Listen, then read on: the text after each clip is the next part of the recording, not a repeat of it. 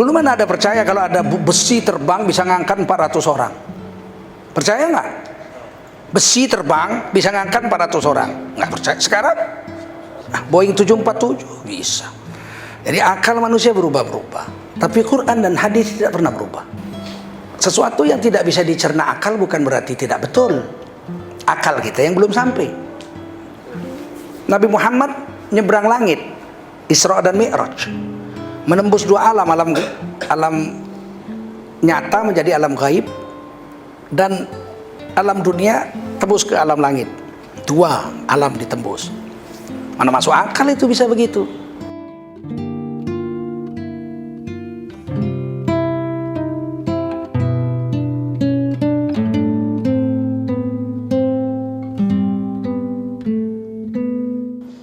Assalamualaikum warahmatullahi wabarakatuh. Waalaikumsalam. Nama saya Nasrullah. Saya punya sepertinya ada 3 pertanyaan. Satu-satu, oke. Ya. Jadi pertanyaan yang pertama itu berhubungan dengan topik. Tadi kan Ustaz bilang kalau jumlah nabi itu ada ribuan. 124.000. 124.000 dan Rasul itu ada 300-an. 313. 313. Nah, pertanyaan saya, apakah Nabi dan Rasul itu semuanya diturunkan di Jazirah Arab di Timur Tengah ataukah di seluruh dunia? Ya. Karena Tidak. Walikulli ummatin rasul, tiap-tiap umat ada rasul. Jadi orang Turki ada Nabi Ayub, orang Mesopotamia ada Nabi Ibrahim, Zulkarnain juga di situ. Zulkarnain juga Mesopotamia. Di Mekah Nabi Ismail, di Syam banyak. Ya, di Syam banyak Nabi Ishak, Nabi Yakub, banyak. Di Mesir Nabi Yusuf dengan Nabi Musa. Di Palestina Nabi Isa alaihissalam. Di India mungkin Brahma itu Nabi. Abraham, Ibrahim di Arab, Abraham di Palestina, Brahma di India. Istrinya wanita tercantik di dunia 2, Siti Hawa dan Siti Sarah. Sepertiga perempuan sedunia kecantikannya jadikan satu untuk Siti Hawa, dan sepertiga wanita sedunia kecantikannya dijadikan satu untuk Siti Sarah, istri Nabi Ibrahim. Sepertiga lagi mereka bagi-bagi 3 miliar orang. Sepertiga itu cantiknya bagaimana Siti Sarah itu, sehingga Raja Mesir sampai tergila-gila sampai mau menerkamnya. Nah, sampai di India Siti Sarah itu disebut Saraswati, Dewi Sarah. Suaminya Brahma. Rama mungkin mungkin Nabi Rama. Tapi yang jelas di India juga ada nabi namanya Buddha. Kemungkinan juga nabi, wallahu a'lam, mungkin. Karena Buddha itu asal kata Budi. Buddha orangnya. Jadi personal pronoun dari kata Budi, Buddha.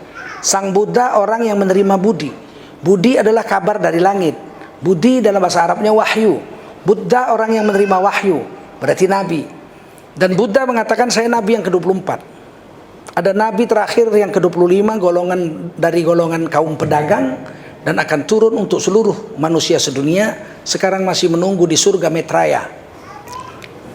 Tapi Ustaz, bukankah nabi di India lalu Buddha tadi itu mereka tidak mengajarkan seperti yang Islam ajarkan? Oh, sama sebetulnya, awal-awalnya sama. Nabi Ibrahim itu mengajarkan tiada Tuhan selain Dia, yang tidak bisa dilihat dengan indera, tidak bisa dicapai dengan indera, tiada satu sama dengan Dia.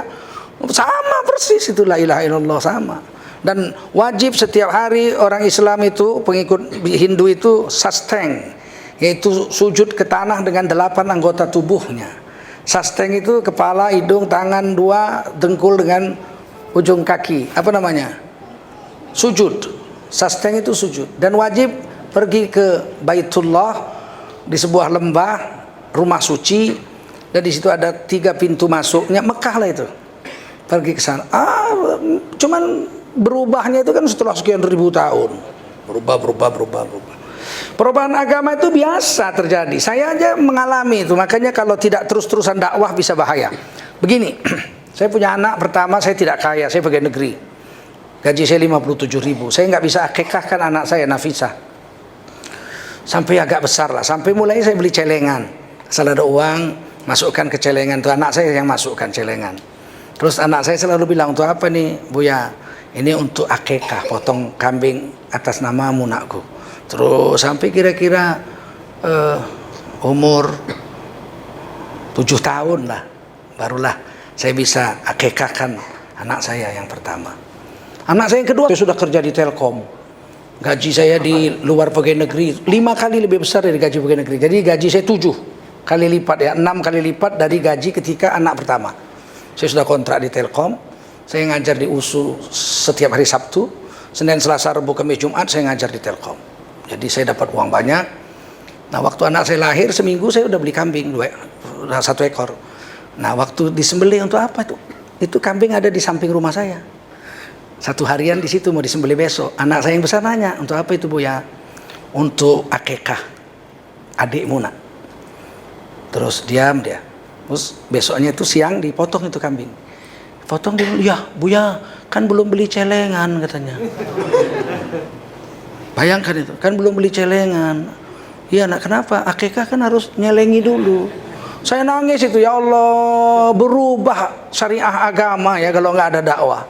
Saya peluk dia, nakku, kemarin itu nyelengi karena buyamu miskin. Nah, sampai kamu umur 7 tahun baru bisa beli kambing. Sekarang buyamu kaya nak, nggak perlu nyelengi. Oh, anak saya itu. Oh, tapi saya dapat ilmu waktu itu apa? Agama kalau tidak didakwahkan dalam 1 generasi bisa berubah. Kalau itu tidak saya beritahu, nanti anak saya besar apa? Kalau mau kekah harus neleng. Jadi kan agama itu harus selalu diberi peringatan. Wajar kalau ada agama setelah sekian ratus tahun berubah karena Nabi tidak dikirim lagi. Sementara orang alimnya tidak mau berdakwah karena takut dimusuhi. Kompromi, dakwah sekali dimarahi, kompromi, dakwah 2 kali dibenci, kompromi. Kan ditulis Nabi, kehancuran Bani Israel dan lain-lain itu ketika ulamanya berkompromi dengan kebatilan. Satu lagi cerita, Datuk Ritiro, dakwah di Kalimantan sana. Nah, dia mengislamkan Kalimantan, 1 desa, pindah lagi 1 desa, pindah lagi 1 desa, pindah lagi 1 desa. Nah, ketika Lebaran datang, dia khutbah hari raya di sini, Lebaran jam 7 pagi. Terus naik perahu, Lebaran lagi, khutbah lagi di kampung kedua. Lebaran khutbah lagi kampung ketiga. Khutbah terakhir jam 5 sore. Begitulah dia lakukan sampai wafat. Tidak ada kader mungkin. Sampai setelah 1 hari setelah dia wafat, orang tetap sholat Idul Fitri itu, Idul Adha jam 5 sore. Karena dari dulu pendakwah pertamanya jam 5 sore. Dan susah mengubahnya itu. Kita datang mengubah dipukuli kita bisa. Kamu pikir guru kami bodoh katanya kan? Bukan bodoh, cuman kan waktu itu kan memang harus begitu. Jadi bisa syariah berubah dengan keadaan, dengan waktu yang jauh, dengan tidak adanya kader dakwah dan sebagainya, berubah. Di Aceh pernah terjadi. Tahun 80-an jemaah tabligh datang dari Medan, dipimpin oleh Ustaz Mahmud almarhum. Pertama kali keluar dari Medan. Di Aceh Timur, 1 desa mereka azan zuhur. Orang 1 kampung datang, laki-laki perempuan bawa ember, isinya air. Begitu dilihat masjidnya utuh, 1 kampung marah-marah. Sesat kau ya? Di sini kalau azan itu berarti ada kebakaran. Kamu bikin susah kami aja, dari ladang kami lari-lari bawa air, kirain masjid terbakar.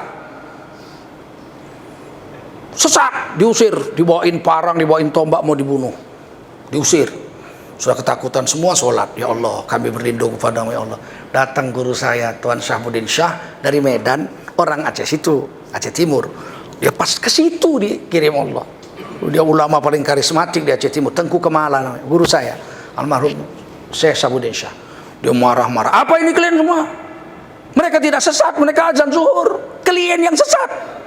Karena kalian anggap kalau azan itu ada kebakaran. Pulang semua. Wudu, mari sholat berjemaah di sini. Oh begitu. Jadi bisa berubah syariat itu ketika dakwah ditinggalkan dan ketika ulama berkompromi dengan kebatilan. Berubah itu agama. Tadi mau nanya ya. Tadi 3 pertanyaannya, baru 1. Satu lagi kali ya, biar jangan kebanyakan. Ya. Jadi kan tadi Ustadz juga bilang sempat ada Nabi Musa, terus Nabi Isa yang sekarang ada di langit Keenam. dan akan membunuh Dajjal segala macam. Ini mungkin saya punya penyakit hati ya. Cuman ketika saya mendengar sesuatu yang tidak bisa dicerna oleh akal saya, kemudian saya nggak menolak, tapi lebih ke second guessing, gitu. Lebih ke mempertanyakan, lebih ke men-challenge. Karena kan itu sebetulnya di luar nalar kita, gitu. Sesuatu yang kita imani, tapi tidak bisa dicerna oleh logika kita.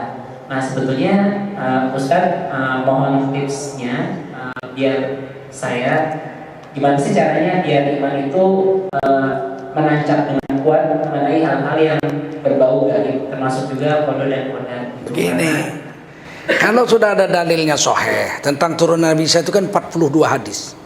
42 hadis sahih.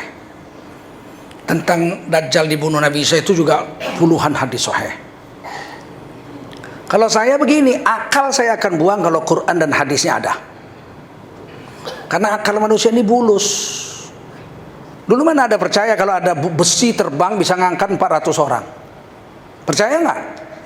Besi terbang bisa ngangkat 400 orang? Nggak percaya. Sekarang Boeing 747 bisa. Jadi akal manusia berubah-berubah. Tapi Quran dan hadis tidak pernah berubah. Sesuatu yang tidak bisa dicerna akal bukan berarti tidak betul. Akal kita yang belum sampai.